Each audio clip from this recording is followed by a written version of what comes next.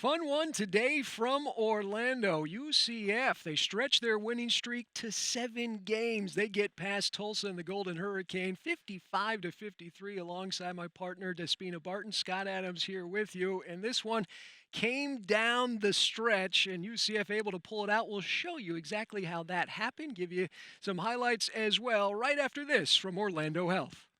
In my lifetime, I played my trombone with jazz legends, started my own band, and toured the world. So when a heart condition threatened to cut my performance short, I chose personalized expert care at the Orlando Health Heart Institute. I'm Bill, and I choose Orlando Health.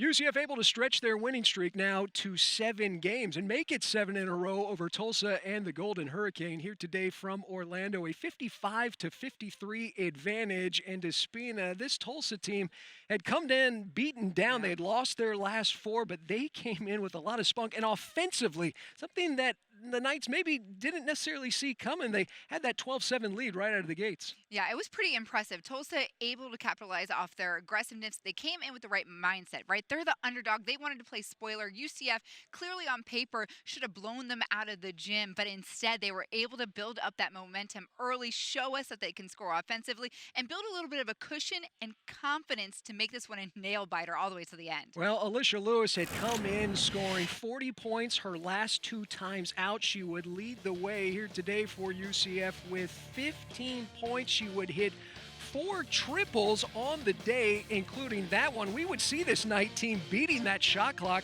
numerous times. They would get a big bounce there from Anna Burney off the bench, who would come up big as well for the Knights. Yep, it was a tough first quarter, but once the Knights made it through and were able to slow down Biddle there from Tulsa and Lewis get going, this one was in reach, and the Knights showed poise down the stretch to close it out, end up victorious, and now can look ahead to Temple on Saturday. Second chance opportunities here today for UCF. The Knights would have 15 offensive rebounds. They would turn those into 12 points, and a big catalyst here for the Knights on the glass today. Brittany Smith, Despina, a career-high 13 rebounds this afternoon. And you love to see that, especially from an Orlando native.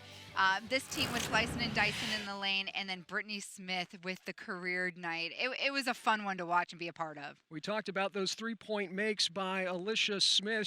Alicia Lewis, rather. She has been the premier 3-point shooter in the league, hitting at nearly a 50% clip. We see the rebounding advantage for UCF. They made Tulsa pay, and I think this is something that Coach Abe is going to be pleased about. Just 13 turnovers here tonight. That may be the new bar for the Knights moving forward.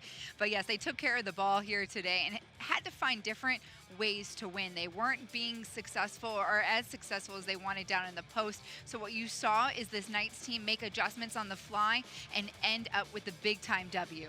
Tulsa out of the way. Up next for UCF.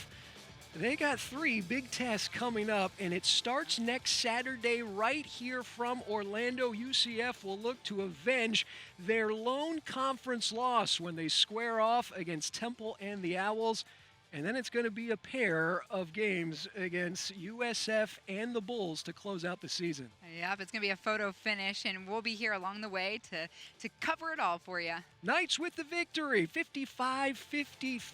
UCF and Temple next week. This has been our post-game wrap-up presented by Orlando Health.